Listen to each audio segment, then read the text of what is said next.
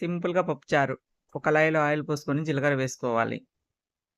అది వేగిన తర్వాత పచ్చిమిర్చి, ఎండుమిర్చి, కరివేపాకు, కొత్తిమీర అవన్నీ వేసుకొని కలుపుకోవాలి. ఇంగువ గూడా వేసుకోవాలి. టమాటాలు వేసుకొని మగ్గనియ్యాలి. అందులోనే పసుపు వేసుకోవాలి. ఆ తర్వాత కొంచెం ఎల్లిపాయలు వేసుకోవాలి. అవన్నీ మంచిగా మగ్గాలి. మగ్గిన తర్వాత కందిపప్పు కూడా వేసుకొని కాసేపు ఫ్రై అవ్వనివ్వాలి.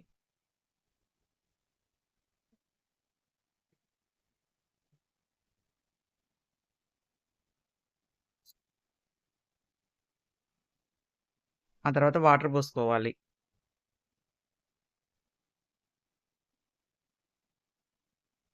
ఎక్కువ వాటర్ పోసుకోవాలి. పప్పుచారు మనకెంత కావాలో అంత పోసుకొని బాగా ఉడకబెట్టుకోవాలి.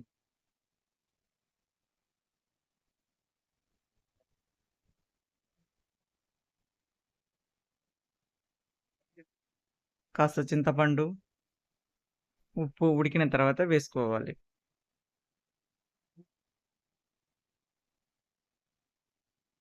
ఉడికిన తర్వాత ఆ చారు సెపరేట్ పక్కకు తీసేయాలి. అలా పక్కకు తీసుకోవాలి. గట్టి పప్పుని రుబ్బుకోవాలి. అలా చేసుకుంటే చాలా రుచిగా ఉంటుంది.